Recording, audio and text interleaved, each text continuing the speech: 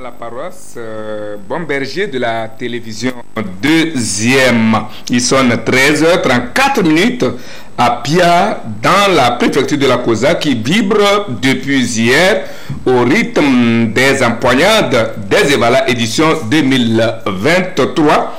C'est l'heure de la messe médiatique dont voici les chapitres.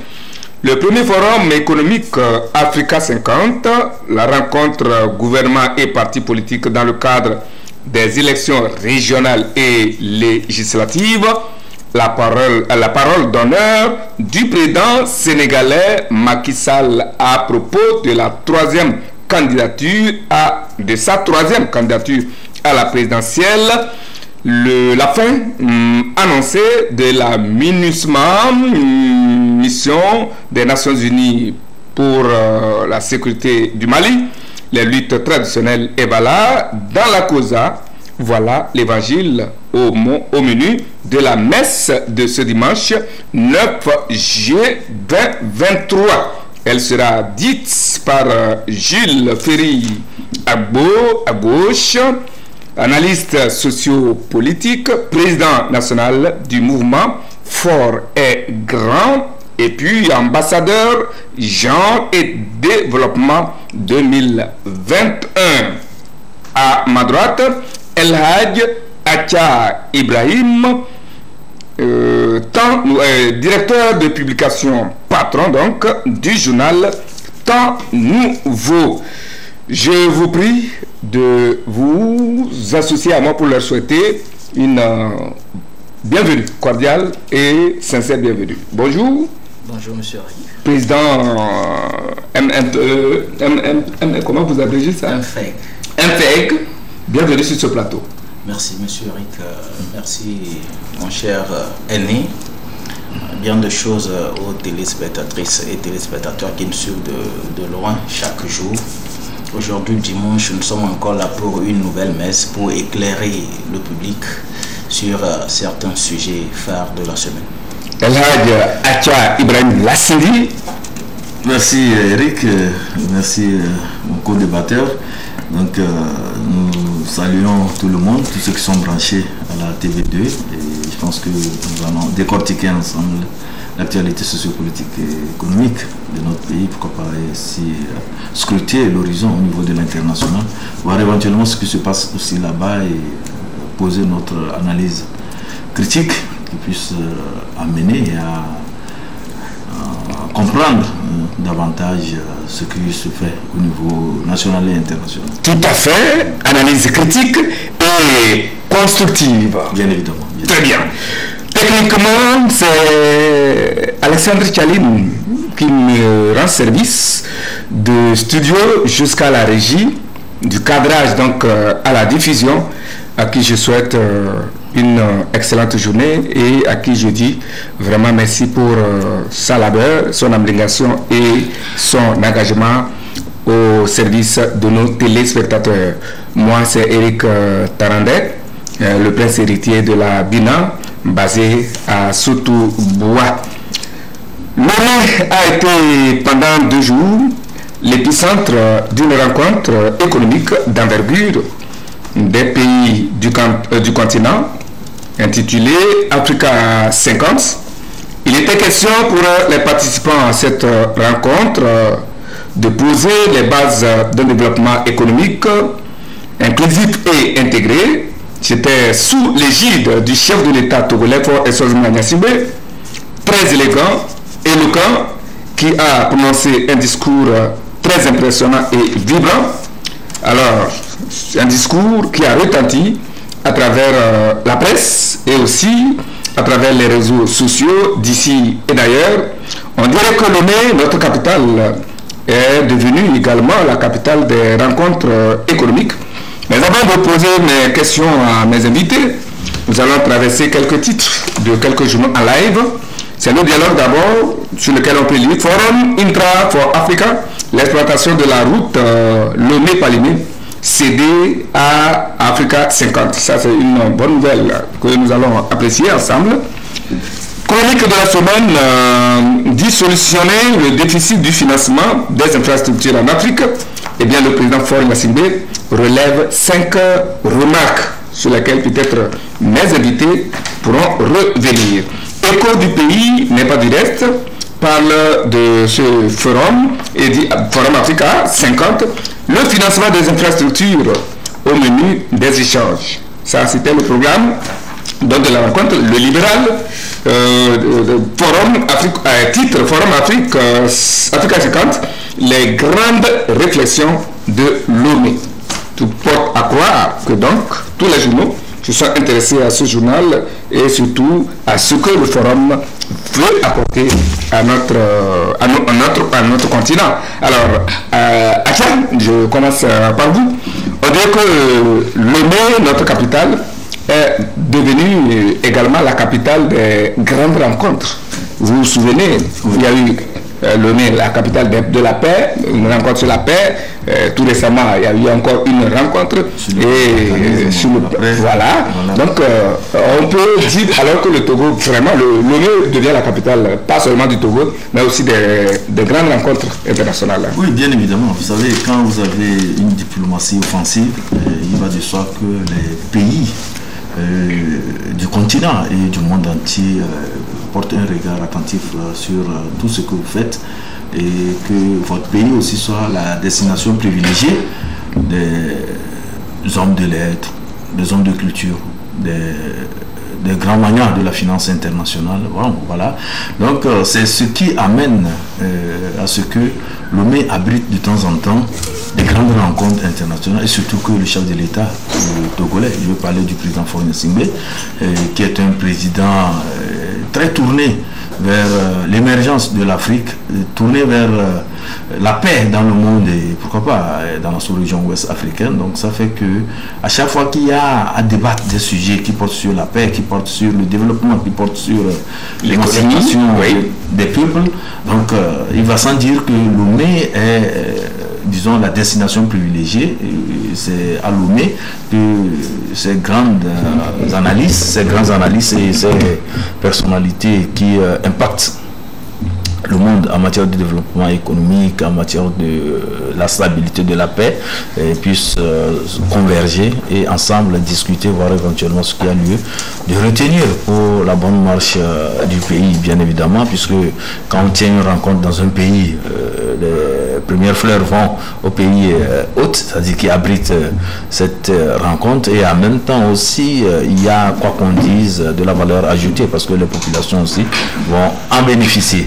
Donc c'est ce qui fait que depuis un certain temps, Lomé est la destination privilégiée. Donc il faut mettre ça à l'actif de la diplomatie offensive du Togo, sous le leadership du président Faure Gnassingbé, et en même temps le rayonnement du Togo à travers les actions posées par M. Faure Gnassingbé pour que le Togo puisse regagner la confiance dans le concert des nations. Donc maintenant, si nous revenons sur le Forum Africa 50 dont vous parlez, donc il s'agit de mobiliser les ressources. Quand on mobilise les ressources, c'est pour que nous puissions aller vers le développement des infrastructures, le développement du numérique, le développement des routes. Quand il parle d'infrastructure, vous voyez, il y a tout dedans, voilà, et voilà, le numérique aussi, le transport, il y a tout ça là. Donc, et quand on veut développer un pays, il y a ces facteurs, ces secteurs-là sur lesquels on met les grappes, et je pense que les choses vont aller de soi. Donc, la rencontre a eu le mérite de discuter autour de ça et de voir comment aussi certaines structures au niveau national peuvent emboîter le pas à cette finance internationale et mettre les actions dedans, et pourquoi pas, puisque quand on parle d'un investissement, ce qu'on attend un retour sur investissement, il doit avoir ce que nous appelons la rentabilité. Donc on nous annonce qu'il y a la LONATO et la Caisse nationale de sécurité sociale qui ont signé une convention avec le Forum Africa 50. Donc ça voudrait dire que dans les années à venir, le Togo va tirer bien évidemment des dividendes de cette finance internationale, bien de cette institution. D'accord. Je ferai votre avis également là-dessus. Comment avez-vous apprécié le message d'ouverture de Faure Gnassingbé, à qui vous avez même consacré un mouvement Fort et Grand? Vous savez, et après, vous nous direz quelle est l'actualité, les dernières activités du mouvement. Ok, merci beaucoup, monsieur Eric. Par rapport au forum, l'homme a été toujours à la hauteur de toutes ces initiatives. Aujourd'hui, nous allons constater que beaucoup de pays sur le plan international se focalisent sur notre pays. C'est par rapport à la diplomatie togolaise et puis au leadership de notre chef de l'État, son excellence, M. Faure Sozina Gnassingbé, qui fait un grand travail pour pouvoir convaincre l'opinion internationale par rapport aux mensonges, aux montages qui se sont passés il y a de cela 4 ans ou bien quelques années. Les gens ont toujours souhaité salir l'image du pays à l'international et au-delà, mais au fait, lorsque vous avez une vision et que vous avez la capacité d'y atteindre les objectifs, vous ne devez pas vous focaliser sur les provocations ou bien des rumeurs pour ne pas atteindre votre objectif, perdre le temps pour dire de n'importe quoi. Aujourd'hui, par rapport à son travail, à son engagement, à ses réalisations, à ses actions sur le plan national qu'international, vous devez savoir que le président de la République joue un très grand rôle sur le plan d'abord africain et sur le plan national. Il est toujours sollicité par ses frères, même aînés, pères de l'Afrique. C'est parce que ce n'est pas un président qui est plus âgé que ces personnes qui le sollicitent, mais il faudrait à un moment de la vie reconnaître si ton rival est plus beau que toi, il faut l'accepter. Aujourd'hui, nous serons très heureux et contents de constater que les aînés considèrent notre cher président, son excellence, M. Faure Sozina Gnassingbé, comme un doyen. Ce n'est pas qu'il est âgé plus que eux, ce n'est pas qu'il est plus riche ou bien plus beau plus que eux, mais ils ont reconnu que le monsieur a un don divin, que une sagesse qu'il utilise pour pouvoir réaliser des choses que les gens ont jugées impossibles.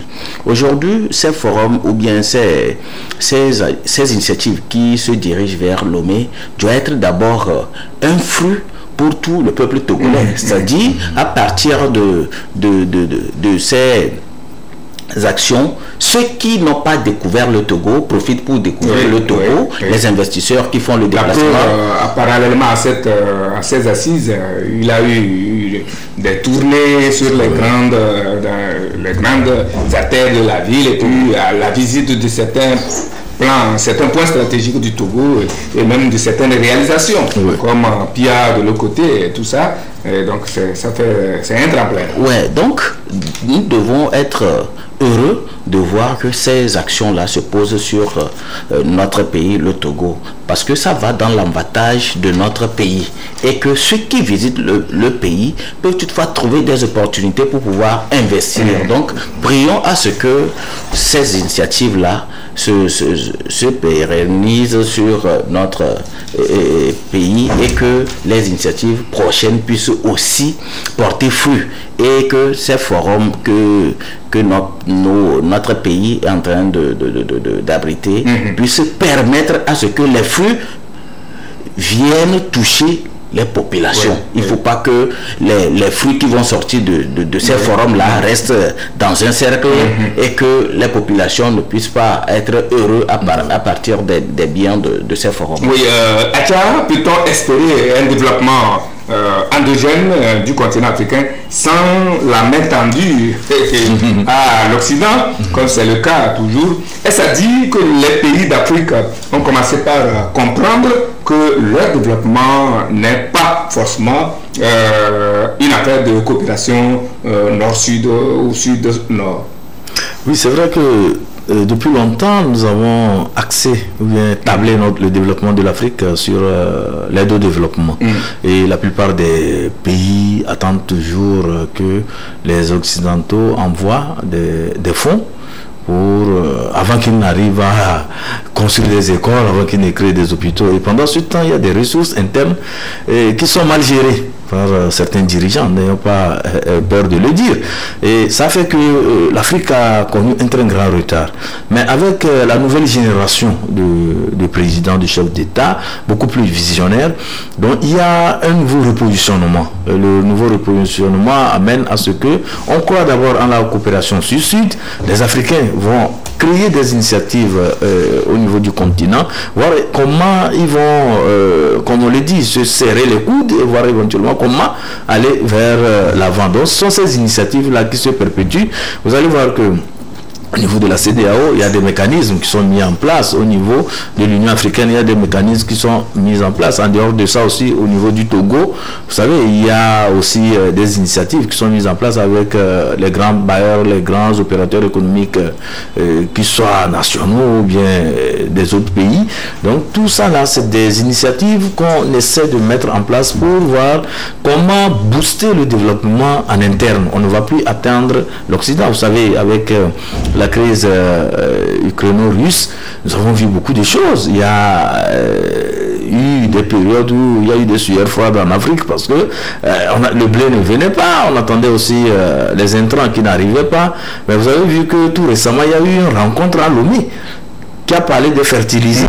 Donc ce sont des parades, ce sont des initiatives. Quand vous êtes un visionnaire, vous êtes quelqu'un qui sait où vous voulez amener votre pays, vous devez très tôt par rapport aux crises qui se posent à l'échelle mondiale ou bien par rapport à certaines situations inconfortables qui puissent saper le développement de l'ensemble du continent. Bon, les esprits intelligents savent qu'il faut chercher des alternatives. Donc voilà, en même temps, grosso modo, ce que fait le Togo, et de la plus belle manière, hein, comme nous avons eu à l'admirer, hein, que ce soit lors de cette rencontre ou bien lors de la rencontre Africa 50, nous avons vu que le Togo vraiment est en train de prendre un lead au niveau de la sous-région ouest africaine en matière de développement, en matière de mobilisation des ressources. Parce que quand on parle de développement, il faut les ressources. Ce sont les ressources qui amènent à agir. Ce sont les ressources qui amènent à trouver des solutions à certains problèmes. Et quand il n'y a pas une synergie d'action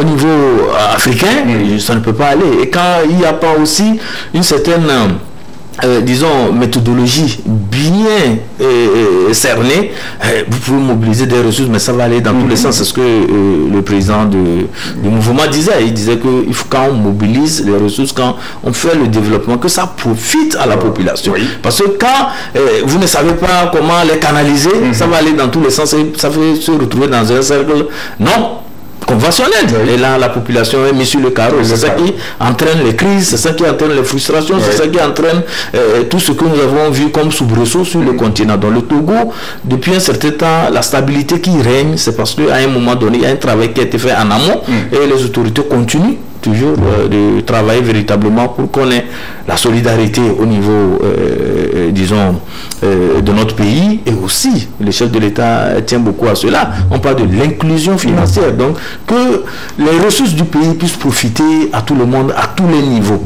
Donc, si on continue sur cette lancée, il va de soi que le pays puisse connaître la prospérité. Oui, Jules, une dernière question par rapport à ce sujet.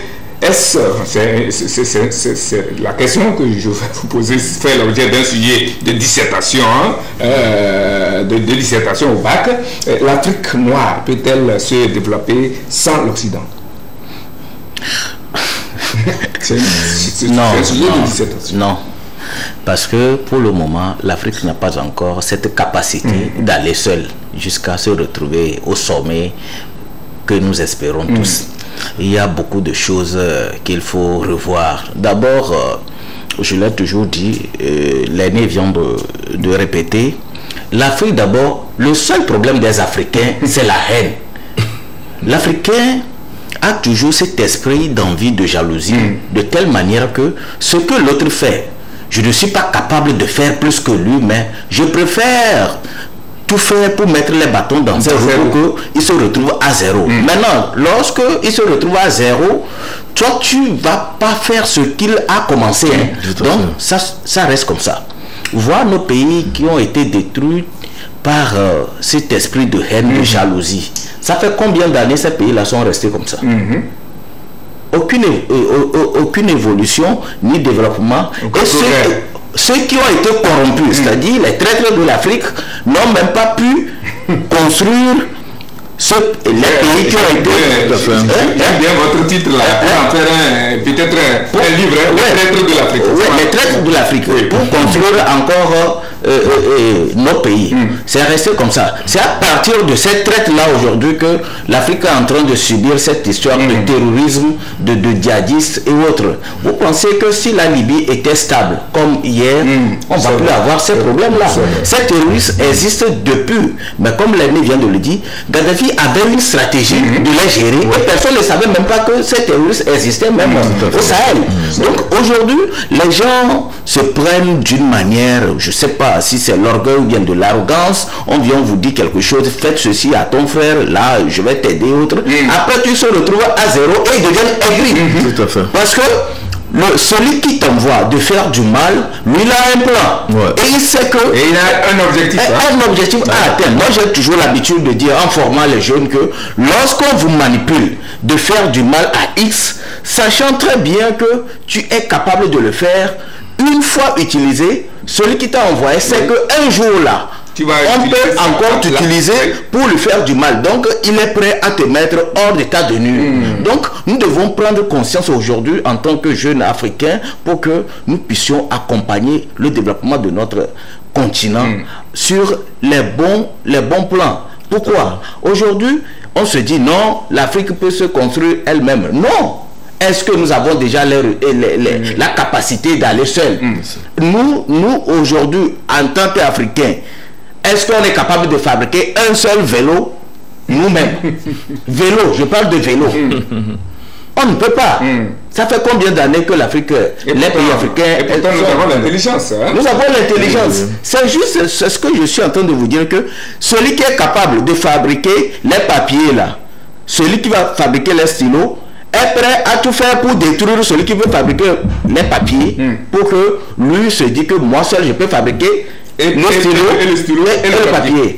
À la fin, il se retrouve à zéro. Cela veut dire qu'il ne peut pas fabriquer ni le bic ni le papier. Voilà. Donc il faudrait qu'on change de mentalité pour pouvoir avoir les bonnes leçons de l'Occident pour pouvoir construire notre continent. Parce que c'est les écoles que nos boursiers africains prennent pour aller étudier en Europe, c'est dans la même salle que ces jeunes européens aussi étudient. Et pourquoi nous les Africains, après avoir étudié, en revenant en Afrique, on revient avec des esprits politiques, oui, des esprits politiques, juste pourquoi? Pour pouvoir dire que non, nous avons vu ça à l'Occident, il faut qu'on renverse l'autre régime qui est là. Or, c'est à partir de ces gouvernants-là que tu as pu avoir la chance d'aller étudier. Au lieu de revenir servir la nation pour ce que tu es allé prendre comme leçon ou bien expérience, ils déposent carrément leur diplôme à côté et venir manipuler les esprits faibles. Il faudrait qu'on arrête de dire qu'on peut aller aujourd'hui développement. Non. Prenons juste le cas de nos communes. On est à 3 ans ou bien à 4 ans déjà. Il faut circuler dans les 117 communes pour voir ce qui se passe. Les gens parlent, mais c'est sur le terrain là que tu vas te retrouver. Quand on va te donner 5-10 personnes à gérer là, c'est là où tu vas savoir que tu ne peux même pas créer un groupe WhatsApp. Est-ce que vous comprenez? Donc aujourd'hui, j'ai l'habitude de dire, il y a des fils et filles des communes qui sont capables même de pousser une commune, transformer toute une commune à une commune moderne. Mais juste à cause d'une seule tête là, les gens préfèrent à ce qu'il reste là-bas jusqu'à la fin de son mandat sans rien faire. Là on va le juger qu'il n'a rien fait, on lui dégage. Pourquoi on peut vivre comme ça dans un pays? Avec ces esprits là, est-ce qu'on peut parler de développement? Non. Il faudrait que les gens cessent de vivre avec cet esprit d'orgueil et d'arrogance et de tendre la main à ceux qui sont capables et qui ont la capacité de les aider pour que nous puissions avancer. Le chef de l'État est toujours ouvert à tout le monde et il a toujours insisté avec la chef du gouvernement que soyez plus proches des populations, soyez plus accessibles aux populations, parce que c'est à la base que vous pouvez écouter les informations pour dire que ceci va bien, ceci ne va pas bien. Mais si vous êtes à l'écart, comment est-ce que vous pouvez toutefois construire un continent? Ça me rappelle ce titre de Axel Kabou qui dit et si l'Afrique refusait le développement? Ce titre dit quelque chose. Hein? Oui, mais ça dit beaucoup de choses. L'Afrique ne peut pas refuser le développement parce que quand vous prenez l'étymologie même développeur, c'est clore, c'est émancipé. Donc nous ne pouvons pas rester à l'étape, disons, primitive. Initiale. Donc l'Afrique a besoin de développement, fortement besoin de développement. Et ce développement, c'est dans tous les sens. Le développement doit être aussi humain, parce que tout reste sur l'humain. Il ne s'agit pas d'ériger les buildings et tout ça, parce que c'est le développement. Non, il faut mettre l'homme au centre du développement. Donc l'amener à humain durable, l'amener à pouvoir satisfaire ses besoins, l'amener à gérer les ressources, l'amener à gérer de manière à ce que la gestion d'aujourd'hui ne puisse pas entraver le développement des générations futures. Bon, si nous avons ces réflexes, si nous pensons ainsi, j'ose croire que les ressources que nous avons en Afrique, nous n'allons plus les dilapider. Nous allons penser à la génération future et nous ferons de telle sorte que la postérité puisse aussi être radieuse.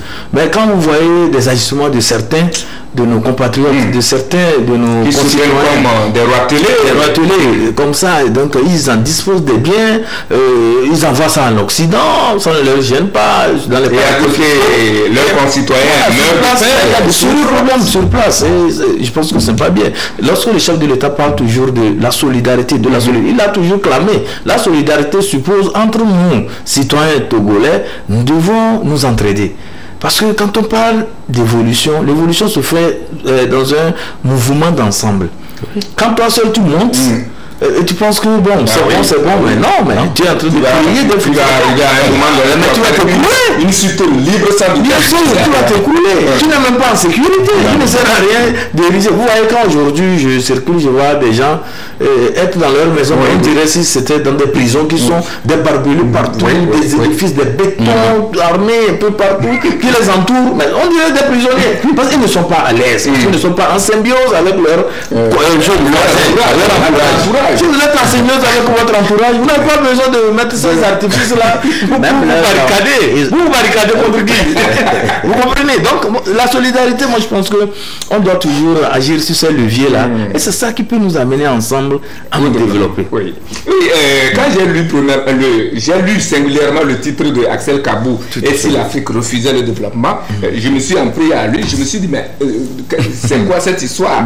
C'est quoi cette histoire? Mais quand je l'ai lu, j'ai compris que Axel Kabou voudrait tout simplement dire si l'Afrique refusait le développement venu d'ailleurs, tout à fait, le développement exporté. Et là il a lancé un appel à tout Africain, à tous les Africains, à tout continent, à tout pays africain à se battre pour son développement. Ça c'est clair. C'est par en comptant sur des ressources endogènes. Voilà. Et même si, comme l'a dit mon ami ici présent, on doit tendre aussi la main. Ce n'est pas dans tous les domaines. Et en tendant la main, il faut qu'on sache ce qu'on cherche ailleurs pour venir développer chez nous. Voilà. Et nous allons passer à un autre, mais je reviens à vous pour avoir en quelques secondes l'actualité du mouvement ces derniers temps. Qu'est-ce que vous avez pu faire sur Monsieur Eric, comme vous le savez, le mouvement Forêt Grand se porte toujours bien et que nous sommes toujours actifs sur le terrain. Et nous sommes dans une période un peu spéciale qui est liée à l'organisation des 2 élections.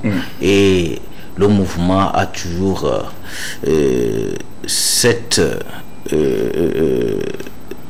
vision du chef de l'État à mobiliser pour le compte du parti. Notre candidat, c'est unir. Il n'y a pas encore de candidature, hein? Non, notre candidat, c'est unir. Donc, ce qui veut dire que ce soit X ou bien Y, nous n'avons pas à dire que nous ne voulons pas la tête de X, quel que soit les candidats qui seront retenus par notre exécutif là. Nous devons savoir que cette histoire de guerre entre X et Y, ça ne nous arrange pas. Donc pour nous, c'est notre parti uni. Donc nous devons mobiliser. Et le mouvement est sur le terrain. Hier, nous avons fait juste un petit test pour mettre au propre notre siège du grand parti uni et les artères de la rue du siège jusqu'en allant vers Malou, à Didjoli là-bas. Les militants sont sortis très nombreux. Oui, très nombreux. Et dans les prochains jours, nous allons activer le moteur de mobilisation pour les élections législatives. Voilà, c'était l'actualité du mouvement Fort et Grand, dont le président est sur ce plateau. Et comme vous avez embrayé sur le sujet, nous allons parler élection, politique élection, processus électoral. La commission électorale nationale indépendante CENI s'active. Les partis politiques s'échauffent, d'autres s'embourent. Les partis politiques comme l'UNI, bien sûr, s'échauffent. Il y a aussi d'autres comme le CAR, etc., qui s'échauffent. D'autres s'embourbent et plaident pour un retour sur le recensement dans la zone 1, alors que la CENI parle de l'appurement et de l'affichage des listes. Dans un élan d'écoute et d'inclusion, le gouvernement, par le truchement du ministère de l'administration territoriale, a eu une rencontre avec les responsables de toutes les partis, de tous les partis politiques, pardon. Et il a écouté les uns et les autres, À la sortie de cette rencontre, est-il possible, Acha, que l'on assiste à un deuxième tour du recensement dans la zone 1, comme le souhaitent certains, alors que je venais de lire sur une plateforme que l'opération de l'appurement a effectivement démarré et on dénombre déjà 91 000 doublons, semble-t-il. Oui. Alors, Acha, il faut dire que le train vraiment de la CENI a démarré et fonce. Oui, bon, le train a démarré, bien évidemment, parce que quand vous voyez un peu le chronogramme autour du recensement électoral, la zone 1 s'est passée, la zone 2 s'est passée, la zone 3 aussi s'est passée. Donc maintenant, ils sont à l'étape d'appurement du fichier. Donc vous avez parlé des doublons. Il s'agissait de voir par rapport aux enregistrements biométriques effectués sur le terrain et s'il n'y a pas eu des gens qui se sont enrôlés plusieurs fois. Donc quand on va apurer, enlever tout ce qu'il y a comme doublon, triplon ou bien, bon, je ne sais quoi dire encore. Pour le moment, pas de doublon. Je veux parler des enrôlements multiples. Voilà. Donc s'il y a doublon, ça veut dire c'est 2. Donc il y a du triplon, bon, c'est pas étymologie, c'est juste pour amener les gens à comprendre un peu la chose. Et donc les enregistrements multiples, là, donc la CENI procède à l'appurement du fichier. Et après, quand l'étape là va finir, l'affichage des listes électorales provisoires au niveau des centres de vote et de recensement, chacun ira voir s'il y a des réclamations à faire. Bon, chacun est libre de le faire. Vous savez qu'il y a eu aussi des soupçons d'enrôlement de mineurs et tout ça là. Donc si les gens ont les preuves, c'est l'occasion aussi. Ce sera l'occasion quand on va afficher ces listes là. Donc ces gens iront faire des réclamations qui a lieu de faire. Mais par rapport à la reprise, puisque c'est souhaité par certaines formations politiques, et par rapport au nombre de certains de nos compatriotes qui n'ont pas pu se faire enrôler, qui étaient pourtant dans les centres, mais bon, le temps imparti étant, disons, épuisé, donc ils n'ont pas pu se faire enrôler. Donc certaines formations politiques ont estimé que ce serait bien qu'on reprenne ou bien qu'on organise encore des séances d'enrôlement au niveau de la zone 1. Bon, je suis fier d'une chose, c'est parce que les acteurs politiques ne sont plus allés maintenant dans les histoires de guerre de communiqué, dans les histoires de défiance, dans les histoires de dialogue de sourds, parce que chacun pond son communiqué, l'interlocuteur, on ne sait à qui il s'est adressé, c'est comme si on pond le communiqué pour le plaisir, mais cette fois-ci, il y a une formation politique qui a posé le débat dans des termes civilisés. C'est que cette préoccupation doit être envoyée dans un cadre de dialogue bien reconnu. Et c'est ce qui a été fait. Donc vous avez vu le CPC qui s'est réuni, il y a eu une 10e séance, ils se sont réunis, ils ont discuté de la chose et au cours des discussions, chacun a pu apporter les arguments qu'il fallait. Et à la fin, c'est bien retenu qu'il n'y aura pas de reprise de recensement dans la zone 1 pour le simple fait que de façon logique, si on reprenait dans la zone 1, on doit reprendre aussi dans les autres zones. Parce que c'est une question d'équité. Eux aussi, c'est des populations, c'est des Togolais. Donc eux aussi, ils ont besoin de cela. Et on ne va pas dire que, parce qu'on a dit que ça a été une réussite dans la zone 3 et qu'il n'y a pas des gens qui soient laissés sur le carreau. Les gens aussi voudraient qu'il y ait des rattrapages là-bas. Donc voilà, pour ces raisons, bon, pour le moment, c'est dit que ça ne sera pas repris. Mais toutefois, la requête a été envoyée au niveau de la CENI. Et peut-être que dans les jours à venir, la CENI, qui prendra langue peut-être avec le gouvernement ou bien avec le ministère de l'administration territoriale, verra s'il y a une mesure transitoire à prendre ou pas. Nous disons, ça peut arriver. Nous ne disons pas que c'est ce qui a été arrêté ou bien voilà, ou arrêté. Ça peut arriver qu'il y ait des mesures transitoires. Et ça, c'est vraiment la discrétion de l'exécutif et de la CENI. Bon, maintenant, par rapport au cadre de discussion, il faut dire que les acteurs se sont vraiment libérés. Chacun a pu envoyer ses arguments et tout ça. Le cadre même qui n'était pas à proprement parler dès le début engagé dans ce mouvement de dialogue permanent entre acteurs politiques est revenu au CPC. Je pense que c'est une très bonne chose et nous osons croire que lorsqu'il y aura un problème, des incompréhensions et qu'il y aura vraiment des points où des Togolais ne veulent pas s'entendre et que les acteurs politiques décident d'aller dans ce cadre-là pour discuter librement et de façon civilisée, ça serait une très bonne chose et c'est ce que nous avons toujours souhaité pour notre pays. Oui, Gilles, vu cela, est-ce qu'on peut vraiment dire que nous tendons inévitablement vers les élections régionales et puis législatives? Monsieur Eric, disons que le temps est contre l'organe qui est chargé de l'organisation de cette élection et que vous devez aussi savoir que beaucoup qui ont été d'abord en retard ou bien ceux qui ont suivi les effets de quelques anomalies qui ont entravé le recensement dès le premier jour par rapport au retard des machines ou bien de manque d'encre et autres là. Il y a aussi une chose qu'il faut noter qui est très importante, c'est que au début du cadre, les discussions dans ce cadre qui a été créé avant même qu'on ne commence le recensement, vous devez savoir qu'il y a certains partis politiques qui ont boycotté, qui ont traité ce cadre-là de quoi et traité la CENI et autres là. Donc, vous savez, si vous avez des militants, vous avez des membres, et que vous n'adhérez pas à quelque chose, les membres aussi vont se retenir. Voilà, à la dernière minute, vous avez déjà jugé que ceux-là ne sont pas compétents à organiser une élection et vous avez boycotté, vous avez traité des gens d'incompétents. Est-ce que vos militants vont vous prendre au sérieux au moment où vous les appelez à la dernière minute d'aller se faire enrouler?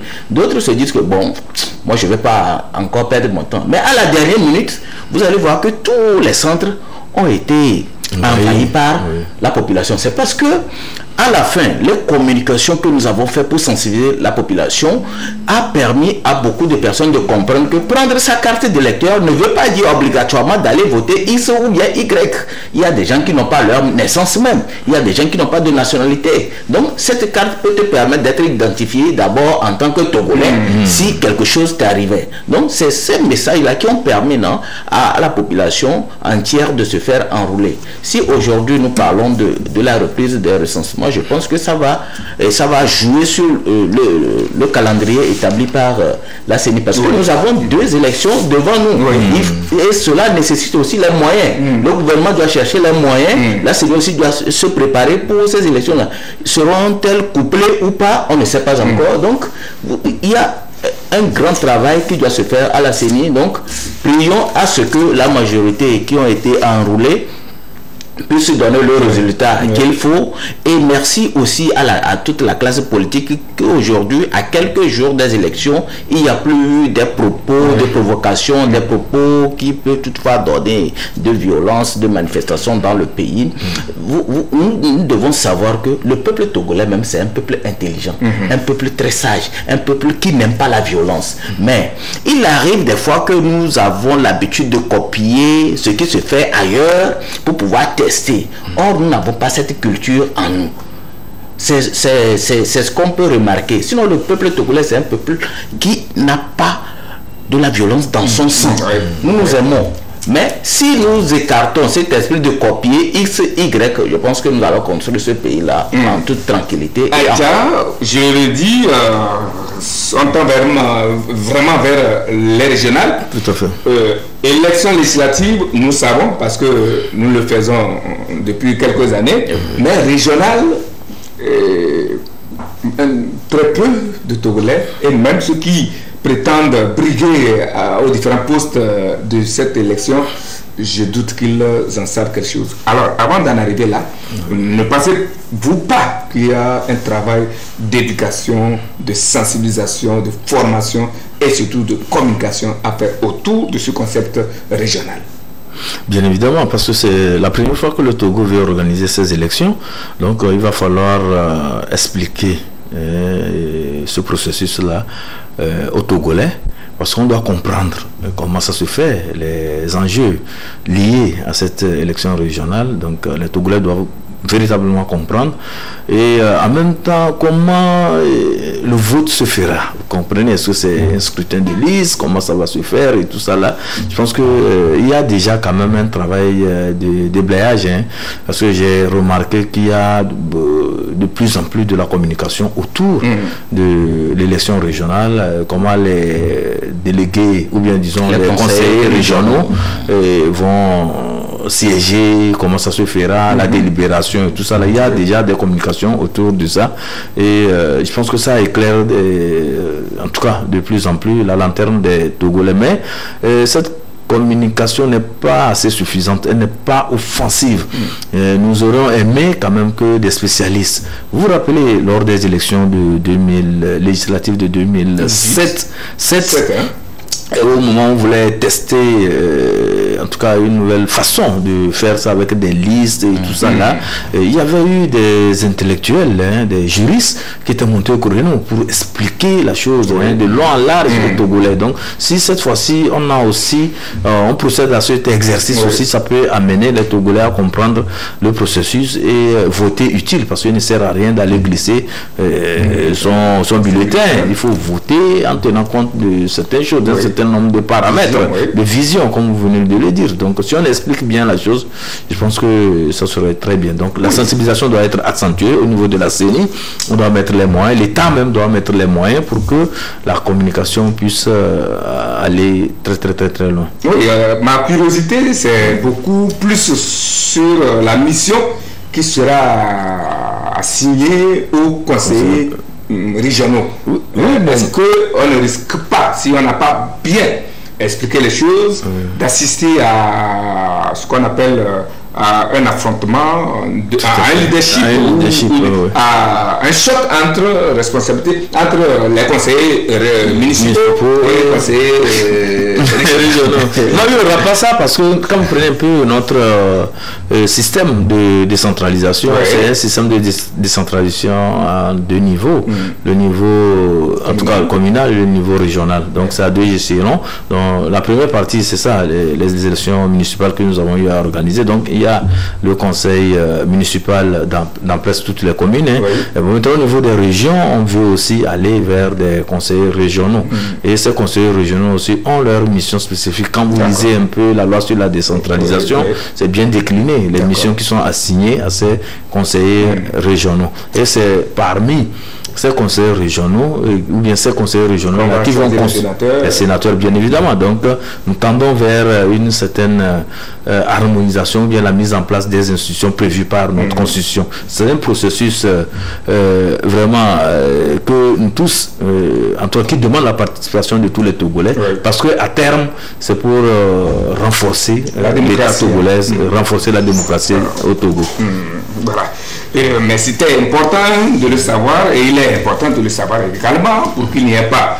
Nous avons assisté au début de l'expérience communale tout à fait à un risque de choc entre les préfets et les maires. ne sais pas finalement compris où s'arrête sa liberté, ses droits et ses prérogatives. Bon, il ne faudrait pas qu'on retombe dans le même cycle infernal. J'ai l'impression que vous avez quelque chose à dire par rapport à ça. Monsieur Eric, par rapport aux élections régionales, nous devons d'abord voir dans le rétroviseur ce qui se passe aujourd'hui après les élections communales. Aujourd'hui, nous devons savoir que les conflits qui sont dans nos communes sont liés aux populations elles-mêmes. Pourquoi? Parce qu'on se dit ce n'est pas telle personne qui doit être maire, ce n'est pas telle personne qui doit être conseiller. Ce qui fait que même, ce que je vais rejoindre un peu l'aîné, aujourd'hui, il faudrait circuler dans les communes, voir les conseillers qui ont été élus. Est-ce que chacun d'eux a un bureau dans sa circonscription pour pouvoir écouter ces populations et lors de leur session faire des propositions pour dire que chez moi il manque ça, il manque ça, ils sont à tel niveau avec le développement de l'agriculture, l'élevage, j'ai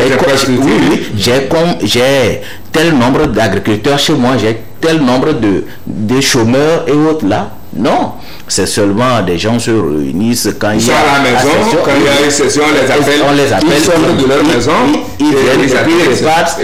Il n'y a pas de compte rendu à leur base électorale pour savoir ce qui se fait. Ce qui fait que si vous allez même dans les communes aujourd'hui, vous demandez aux populations à la base, lesquels il y avait communes, il y a les communes, il y a les communes ce qui veut dire qu'il manque de communication. C'est-à-dire les mairies travaillent, mais la population, la majorité de la population à la base ne savent même pas le rôle que la mairie joue. Donc il faut aussi les projets de développement, il faut tout faire pour avoir un moyen de communication pour que la population soit informée du rôle même qui vous pousse à être des conseillers et à être des maires. Vous savez, si le gouvernement a pris le temps aujourd'hui, nous devons savoir que les élections régionales devaient se faire depuis. Mais on a repoussé. C'est parce que le gouvernement suit de près ce qui se passe d'abord. Parce que c'est le premier groupe qui est là. Si il n'arrive pas à bien cerner quelles sont les défaites, les difficultés et autres là, on va encore créer autre chose et il y aura de confusion. C'est comme les maires qui disent à leur population les préfets non plus de quoi et autre. Ce qui veut dire qu'il y a manque de communication, il y a manque d'information. Donc aujourd'hui, nous devons inviter la classe politique à jouer sur un rôle très important que je dois leur dire à chaque fois que l'occasion se présente, est que les problèmes aujourd'hui dans les communes là, c'est les problèmes de personnes. Ce n'est pas le problème de population. Les médias viennent de dire, en Afrique, si vous voyez les soulèvements, les violents, c'est toujours lié aux têtes de personnes. Avant de faire le choix des candidats cette fois-ci, voyez si au moins la minorité de la population est derrière lui. Pour ne pas dire que vous avez imposé quelque chose. Aujourd'hui, les communes... Sinon la majorité. La majorité. Voilà, aujourd'hui, c'est ces problèmes-là qui font que le développement est toujours stable dans nos communes. Parce que on se dit, on a imposé telle personne. Au moins, si la personne a une visibilité sur le terrain, s'il a une visibilité, une popularité, on peut dire que le reste de ses caractères, on peut corriger. S'il est orgueilleux, là, on peut corriger.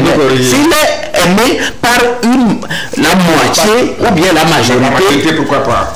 Faisons tout pour que nous puissions éviter encore une fois la violence dans ce pays. Parce que c'est les têtes de personnes qui font que les crises naissent. Donc, dans nos communes ou bien dans nos régions, faisons tout pour que nous puissions garder ce climat de paix qui règne actuellement. C'est le souhait de tout le monde et franchement, je crois que nos maires ont du travail à faire. Bientôt, ils vont finir premier mandat. S'il y a un deuxième, si le deuxième il doit en avoir, je ne sais pas quel bilan, certains, pas tous, pas tous, certains comme ceux que je connais vont dresser avant de prétendre à un autre mandat. Mais bon, 2 ans encore, on peut faire beaucoup de choses. Ils peuvent encore se rattraper, certains peuvent se rattraper. Bien sûr. Nous allons changer de sujet, on va à l'international. Un sujet qui a aussi fait parler de lui. Ouais. La question de la troisième candidature et peut-être du 3e mandat du président sénégalais sortant Macky Sall a fait couler beaucoup d'encre, de salive et même de sang. Ira-t-il ou n'ira-t-il pas? L'homme resté muet comme une cape a fini par se prononcer. Je n'ai aucune intention de me présenter pour une 3e fois, pour un 3e mandat. Alors, Acha, est-ce une parole de cœur ou un simple message d'apaisement? Surtout quand on sait qu'en politique, l'appétit mange en venant au lieu de venir en mangeant. Tout à fait. Autrement dit, le pouvoir est comme la drogue et le sexe. Quand on y goûte un peu, on a toute la peine de ce monde à s'abstenir ou s'arrêter. Acha? Oui, vous avez dit, est-ce que il va... c'est une parole d'honneur bien, disons, c'est un apaisement. Oui, il faut dire que je prends ça sur les 2 volets. Parce que le message d'apaisement, parce que vous avez vu un peu la crise avec en tout cas la procédure judiciaire intentée contre Sonko. Et il y avait tout Dakar, et même tous les Sénégalais étaient en ébullition. Donc vous avez vu comment les gens n'étaient pas du tout d'accord, parce que selon eux, c'était des stratagème pour avoir la validité de la candidature de M. Sonko, c'est de tout faire pour l'écarter de l'élection de 2024. Mais bon, en tout cas, j'ai dit qu'il y a la procédure judiciaire, ça continue son cours. Maintenant, s'agissant du 3e mandat de Macky Sall, je pense que dès le début, Macky Sall nourrissait cet appétit. Sincèrement, il voulait un 3e mandat. Et ce 3e mandat, c'est parce que, vous savez, quand vous êtes au pouvoir, et c'est démontré, il y a des études qui ont démontré que quand vous faites au-delà de 10 ans, vous êtes attaqué par un syndrome qui affecte vos neurones. Vous ne raisonnez plus. Vous développez une certaine paranoïa. Quand vous voyez vos populations, c'est qu'ils veulent vous agresser. Et là, le réflexe, c'est qu'on ne pense plus au développement, mais on pense maintenant à s'armer, à se barricader, et vraiment à éteindre toute velléité de contestation. Même les critiques, on fait tout pour étouffer tout le monde. Taisez-vous et continuons seulement. Donc quand vous avez des gens qui veulent réfléchir comme ça, c'est que ça ne fait pas évoluer le pays. S'il n'y avait pas eu d'alternance, mais lui, Macky Sall n'allait pas venir au pouvoir. La preuve, Abdoulaye Wade est là. Si lui aussi s'était entêté, s'est accroché, il a tout fait, il a marché sur les cadavres et il s'est maintenu au pouvoir, Macky Sall n'allait pas venir au pouvoir. Donc moi je pense qu'à un moment donné, nos acteurs politiques africains doivent essayer de revoir un peu leur façon de faire, ne pas trop s'accrocher au pouvoir, parce qu'il y a aussi d'autres tremplins, vous comprenez. Donc la Constitution dit qu'il n'y aura pas de mandat cumulatif de plus de 2 mandats. Un mandat cumulatif plus de 2, ça veut dire que quand vous êtes vous prenez le premier mandat, le deuxième mandat, vous ne pouvez plus aller au-delà. Cumulativement.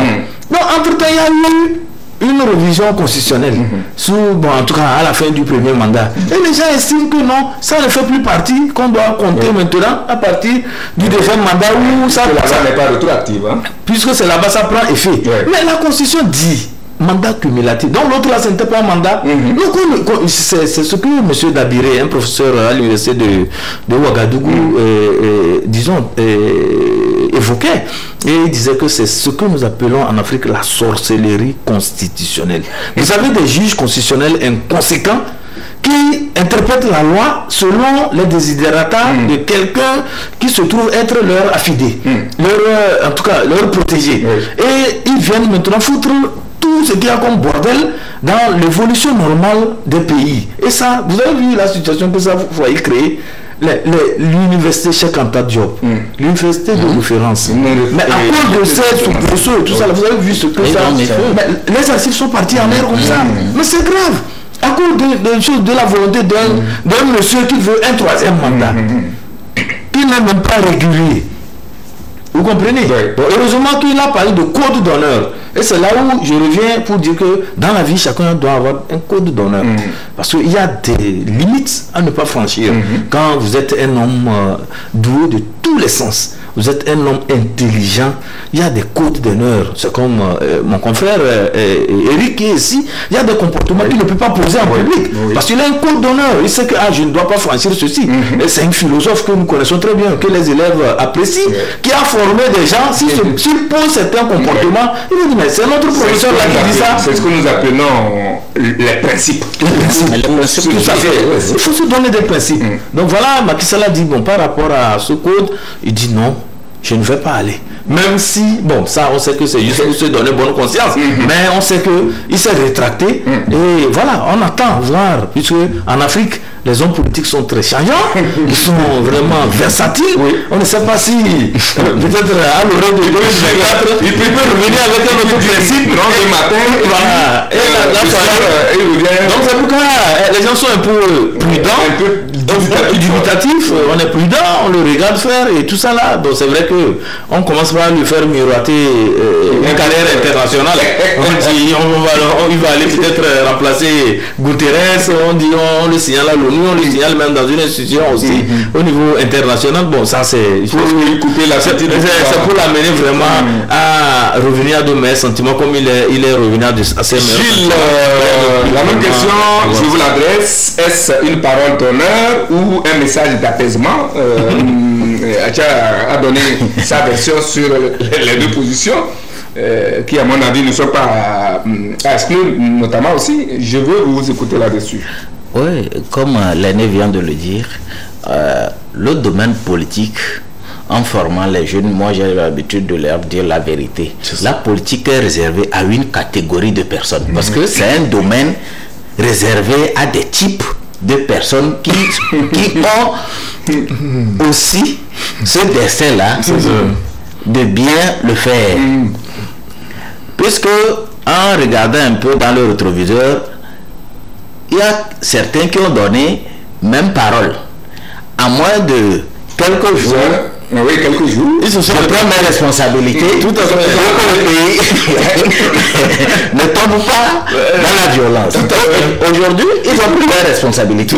Bon, pour le moment, nous n'allons pas crier victoire. Voilà. Et nous allons juste demander à Dieu qu'il touche les cœurs pour que les choses se passent normalement. Même si à la dernière minute, que ça tourne autrement, prions Dieu que ça ne soit pas défavorable au peuple. Voilà, merci, j'aime ce message très sage de votre part. Et ceci nous amène à un autre sujet.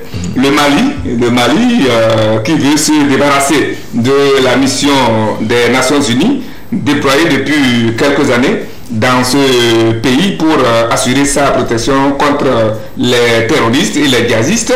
C'est ce que l'on apprend aussi bien des chaînes internationales de la que nationale, chaîne internationale, de même que des réseaux sociaux, aussi que de la presse écrite de notre pays.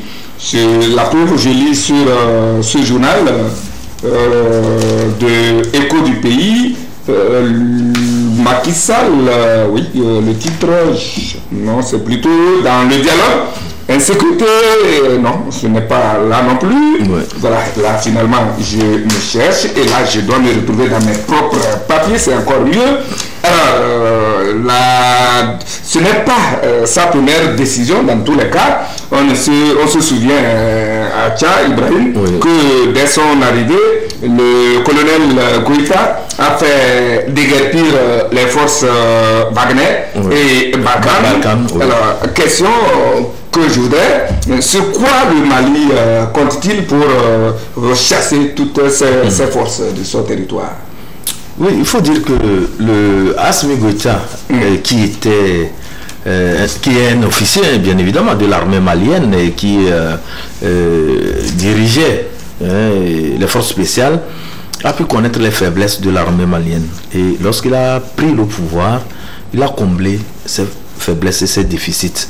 Les déficits, c'est en termes de quoi? C'est en termes de la logistique, de l'arsenal de guerre. Assimi Goïta a noué les partenariats qu'il faut pour avoir l'arsenal de guerre, l'arsenal de feu pour affronter les réseaux criminels, les réseaux terroristes qui dictaient leurs lois au nord du Mali. En dehors de ça aussi, il y a aussi la coopération en matière de renseignement. Parce que quand vous êtes un pays et que vous êtes vulnérable, vous devez développer un système de renseignement assez sophistiqué, de manière à ce que vous puissiez à temps détecter les poches d'insécurité et pourquoi pas les complots qui seront ourdis contre votre pays. Donc avec cette sérénité retrouvée au niveau de l'armée malienne estime qu'ils ont l'étoffe nécessaire maintenant pour affronter les terroristes, les groupes djihadistes là qui leur créent des soucis. Donc c'est fort de cela que Assimi Goïta trouve que l'amunissement, la force Barkhane et tout ça là, ça ne vaut plus la peine. Ils peuvent maintenant, ces forces-là peuvent partir et que le Mali va prendre son destin en main. Et quand vous voyez un peu les informations qui nous parviennent de Bamako, l'armée malienne gagne du terrain chaque jour que Dieu fait. L'armée malienne gagne de la sérénité chaque jour que Dieu fait, avec la coopération avec certains pays. Il y a l'Égypte même. Il y a l'Égypte, il y a la Russie, il y a logistique. Tout à fait, il y a la Chine même qui avait promis aussi l'aide. Donc avec tout ce qu'ils ont eu comme stratégie déployée, donc ils arrivent à contenir les velléités de ces terroristes-là. Et ça fait qu'ils trouvent qu'avec l'amunissement, beaucoup plus pointueux sur les histoires de droits de l'homme, c'est beaucoup plus regardant sur ce que nous appelons les équilibres de force et tout ça là. Ils trouvent que ces forces-là les embarrassent plutôt sur le terrain. Elles n'ont qu'à replier et c'est qu'elle est engagée, le Mali est engagé dans la guerre et elle va poursuivre, le Mali va poursuivre plutôt la guerre contre ces terroristes. Voilà à peu près l'état d'esprit qui anime les colonels au Mali. Et nous trouvons que quand un pays à un moment donné acquiert les capacités pour se prendre en charge au point de vue sécuritaire, mais il va de soi qu'on le laisse faire. Et on va voir. Gilles. Oui, monsieur Eric. C'est votre avis? Oui, je partage l'avis de l'aîné. Juste ajouter un truc sur ce que l'aîné a dit. Vous parlez de démocratie. Toutes ces choses qui se passent aujourd'hui dans le Sahel est liée à cet esprit de démocratie. Le Mali a changé combien de présidents? En combien de temps? En combien de temps? Mais le problème malien reste toujours malien. Tout à fait. Le Burkina a changé combien de présidents? Est-ce que la solution a été trouvée? Non. La solution n'est pas trouvée. Donc, ce mode de démocratie a poussé des gens à croire que si j'arrive à pousser Kodjo là, si moi je viens, je suis en paix. Au même moment que nous voyons la situation du Mali aujourd'hui, nous devons juste nous rendre compte que la richesse du Mali que ces étrangers prenaient pour donner aux soldats de maintien de la paix, or à chaque jour que Dieu fait, les Maliens perdent la vie, l'armée malienne perd la vie, mais on dépense. Les gens n'arrivent pas à manger même une fois par jour. Donc, vaut mieux les faire partir. Ils sont là, nous mourrons 2 fois. C'est-à-dire, ils meurent 2 fois. C'est-à-dire de faim et les terroristes. Donc, nous préférons que vous partiez, l'argent que nous dépensons pour vous là, on va manger et on part avec les terroristes. C'est mieux comme ça. Puisque vous êtes là pour nous protéger, mais la situation s'empire. C'est mieux que nous gardons nos ressources entre nous là. On va se gérer et se débrouiller. Et nous devons aussi avoir cet esprit, comme je l'ai dit au début, les traîtres africains là, eux je ne sais pas si, comme on l'a annoncé que Jésus va revenir, s'il va revenir ou pas, ça je n'en sais rien. Sinon, comment est-ce que quelqu'un qui se soucie met sa vie en danger pour la cause d'un peuple se trouve dans la mosquée, un autre traître, c'est-à-dire noir, se charge pour aller l'égorger, le tuer. Combien d'attaques et Gouta n'a pas été victime pour Il a essuyé des attaques. Donc, ce n'est pas les Indiens, les Arabes ou bien les Américains ou bien les Chinois qui viennent. C'est nos propres frères du sang noir. Et quand vous voyez ces terroristes qui rôdent autour de nous, ce ne sont pas des blancs. Hein? Des blancs. C'est nous-mêmes. Il faudrait aujourd'hui travailler à ce que la mentalité africaine soit changée totalement. C'est l'esprit de haine, de jalousie et d'envie, comme j'ai l'habitude de cacher dans l'hypocrisie. L'hypocrisie. Donc il faudrait que l'Afrique se réveille et que nous puissions ensemble construire ce continent. Voilà, vous avez esquissé un peu une question que j'avais envie de poser, mais vous l'avez en même temps liquidée. C'était de savoir, est-ce que ce retrait ou du moins cette demande de retrait de la munissement n'est pas un aveu d'échec de cette mission? Bon, parce que quand vous prenez un peu la logique au niveau du Mali, c'est que la munissement est là, et la force Barkhane était là aussi, mais cela n'a pas permis d'enrayer le mouvement djihadiste, le mouvement terroriste et tout ça là. Donc ça fait que l'armée malienne se dit plutôt que du moment où Assimi Goïta est venu au pouvoir et il a renforcé tout ce qu'il y a comme opération militaire avec certains pays et que l'armée malienne a retrouvé la logistique qu'il faut pour combattre, donc ils ont gagné du terrain. Donc ils estiment qu'ils n'ont plus besoin de la munition, donc il vaut mieux continuer comme ça. Et je vous parlais aussi du renseignement. Le renseignement déployé avec Wagner, déployé avec la Russie, fait que les forces maliennes ont des informations précieuses en matière de gîte et en temps réel. Et donc, ce qui n'était pas le cas avec l'amunissement. Vous comprenez? Donc, avec l'amunissement, ça ne collait pas bien, il n'arrivait pas à avoir les informations qu'il faut pour pouvoir prévenir les attaques et tout ça là. Mais avec la Russie et avec la Turquie, pourquoi pas avec d'autres pays avec lesquels ils sont vraiment en partenariat militaire, ils arrivent à déjouer les coups, ils arrivent à déjouer les attaques terroristes et parfois même surprendre l'ennemi. Donc ça fait qu'ils se disent que bon voilà, donc, il vaut mieux continuer dans ce sillage et je pense que c'est ce qui a été décidé et on ne peut en tout cas leur souhaiter bon vent. Et je sais et que la paix règne. Ils sont toujours membres de l'ONU, ils sont toujours membres de la CEDEAO et tout ça là, de l'Union africaine. Lorsqu'ils seront débordés, ils pourront encore appeler à la rescousse. Pourquoi pas? Pourquoi pas? Alors, terminons cette messe en beauté pour vous parler des luttes traditionnelles Evala, dont le coup d'envoi a été donné hier. Evala, vous n'y êtes pas encore, mais certainement que certains des vôtres, vos yeux, vos oreilles sont tendus vers là. Alors, c'est une tradition. Sauf que le Covid-19, entre-temps, avait un peu attaqué cette compétition culturelle. Et voilà, dites-nous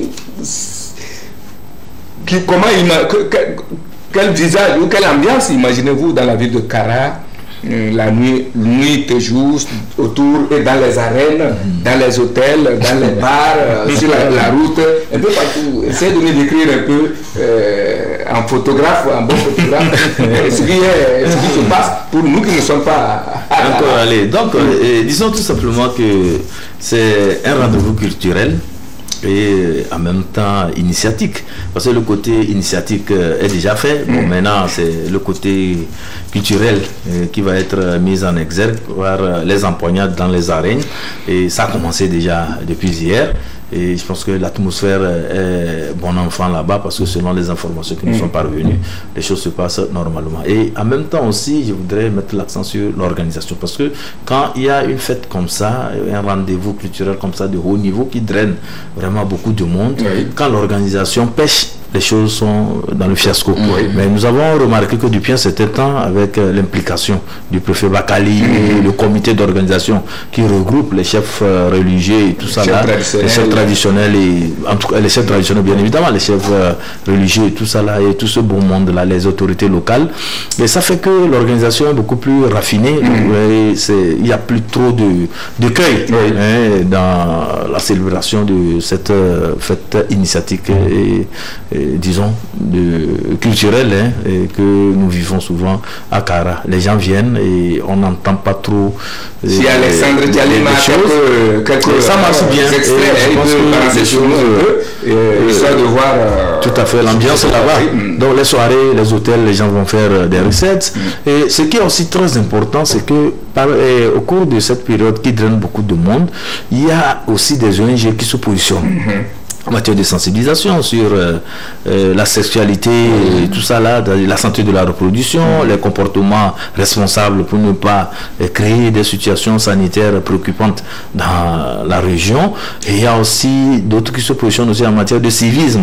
Et en même temps, les opérateurs économiques aussi, c'est une opportunité aussi pour pouvoir faire la promotion de leurs produits et tout ça là. Donc c'est tout un ensemble et vraiment la fête est belle selon les informations que nous avons. La fête est belle, tout est là, la boisson est là, les boissons sont là, il y a un peu de tout, même le sexe sera consommé en tout cas, j'imagine.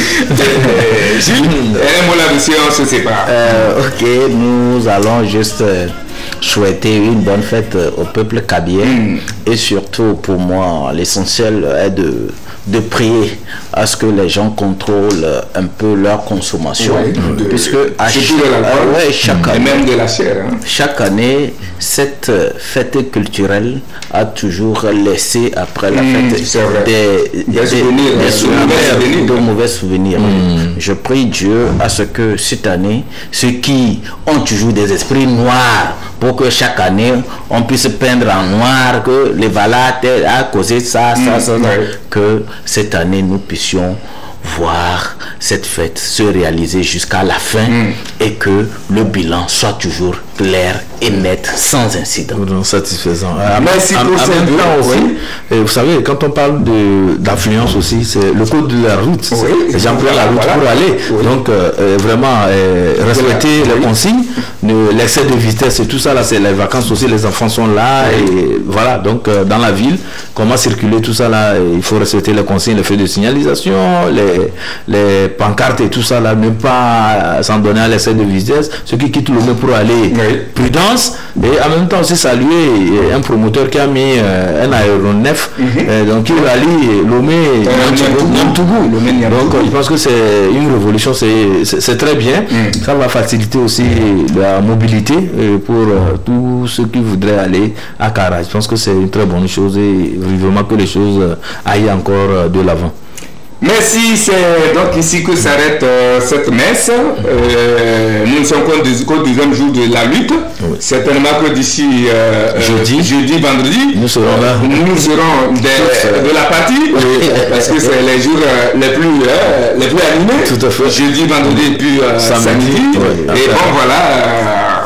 Merci donc à vous, chers invités. Akia Ibrahim Lassedi, vous êtes le directeur de publication du journal Temps Nouveau. Gilles Ferry Agbo, le patron, le président du mouvement Fort et Grand. Il est analyste sociopolitique et puis ambassadeur genre développement 2021. Merci surtout. Et grand merci à Alexandre Tchalim qui a joué à tous les postes ici, cadrage sur 2 caméras, il était là, les câblages, il était là, devant les micros pour nous repositionner, il était là, et puis surtout de l'autre côté où se fait toute la diffusion, il est là, toujours très à l'aise pour nous servir. Merci à vous qui nous avez suivis depuis chez vous. Je dis un coucou spécial à tous les membres de toutes les commissions de la correction du baccalauréat deuxième partie, en l'occurrence ceux de la philosophie qui, j'espère, tirent vers la fin. Et nous attendons de très bons résultats. Et jusqu'à présent, les candidats à cet examen sont dans la prière. Ils sont en train d'égrener leur chapelet d'espoir. Je crois que d'ici peu, je ne connais pas le jour précis, mais ce qui est sûr, c'est que d'ici la fin de la semaine, ils seront fixés sur leur sort. Et s'il y a des admis, mais nous leur adressons déjà nos félicitations. Voilà. Et dans Calais, nous disons bon courage. Ils auront perdu la bataille, mais pas la guerre. Et nous les invitons à redoubler d'efforts l'année prochaine. En tout cas, notre vœu, c'est qu'il y ait 100% de réussite. Nous allons partager des pensées de Thomas Hobbes qui dit que les conventions sont le glaive. Les conventions sans le glaive ne sont que des paroles dénuées de la force d'assurer aux gens la moindre sécurité. C'est Thomas Hobbes, je reprends ça calmement pour vous. Les conventions sans le glaive ne sont que des paroles dénuées de la force d'assurer aux gens la moindre sécurité. C'est de Thomas Hobbes. Bonne méditation, à dimanche prochain et que Dieu vous protège.